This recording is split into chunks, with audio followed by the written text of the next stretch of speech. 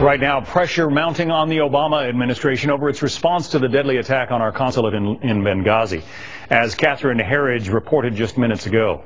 Several top GOP lawmakers are backing off their criticism of UN Ambassador Susan Rice, instead focusing on the White House.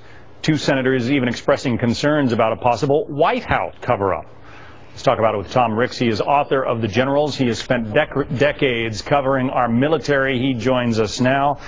Senator John McCain has said in the past that he would block any attempt to nominate Susan Rice to become Secretary of State. She's currently the UN ambassador. He seems to be backing away from that. What do you make of it? I think that Benghazi generally was hyped by this network especially, and that now that the campaign is over, I think he's backing off a little bit.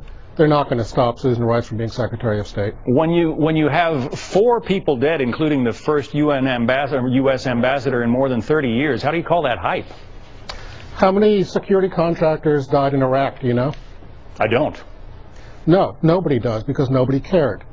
We know that several hundred died, but there was never an official count done of security contractors dead in Iraq.